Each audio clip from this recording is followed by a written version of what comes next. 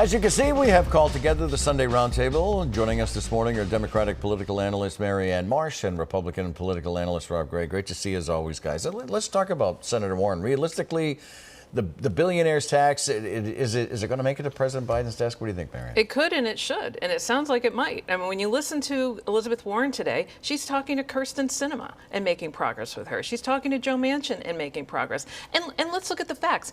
It would only affect 700 billionaires. It would generate $250 to $500 billion in the first year alone. And oh, by the way, these are the same people who did the best during the Trump years when they got the biggest, sweetest tax cut of their lives that exploded the deficit. Rob, what do you think?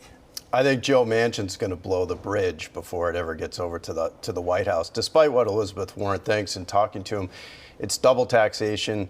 These billionaires are an incredible part of our charitable giving foundations in the United States.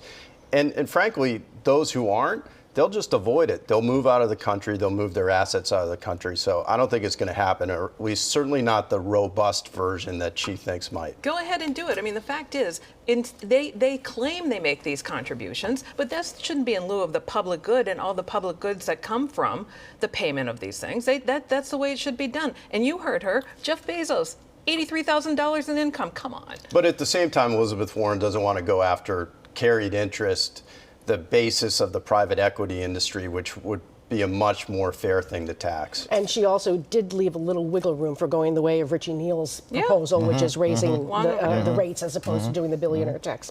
Okay, lots of unhappy national Republican faces. New Hampshire Governor Chris Sununu not running against Senator Maggie Hassan next year, making GOP takeover of the Senate just a little bit harder. So do we buy his argument for why he's not running, Rob? Well, first of all, Maggie Hassan is very relieved this week. She was in a supersized world of trouble if Sununu ran against her in a midterm election with a very unpopular president.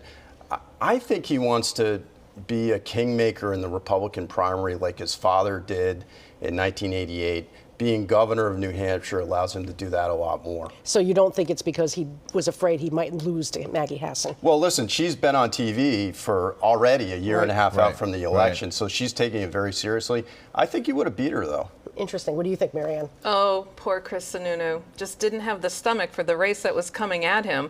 And front and center was that anti-abortion legislation that he signed last summer that we've been talking about ever since. Anti-women, anti-choice, front and center making doctors criminals. And by the way, if you were raped, a victim of incest or fatal fetal syndrome, you have to deliver that baby anyways. So guess what? It's still coming when he's running for re-election. It makes the whole conversation about him running for president laughable. But Maggie Hassan has done the right, brilliant move by them. He's going to have a tough time getting reelected. Next item, are marijuana and alcohol while driving the same thing? That's what Governor Charlie Baker believes and has refiled the bill to give police more powers to stop suspected marijuana intoxicated drivers. Does this have any political life considering the opposition? Marianne? It should, because whether it's alcohol, marijuana, prescription drugs, illegal drugs, the result is the same. People driving impaired, people killing people in cars impaired. So I don't care what the mechanism is that is delivered. All of those things are mind-altering and often end up in death. Penalize all of them. Rob? I mean, can somebody tell me why the legislature is bottling this up? It makes zero sense to me. I mean, Governor Baker called them out this week, rightly so. Years later, I mean, this legislation has been filed for years. Police unions support it, district attorneys support it.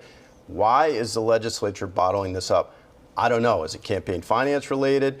I mean, a drug's a drug. Alcohol's alcohol. If you're an impaired driver, you're an impaired driver. They're definitely hurting the innocent, protecting the guilty.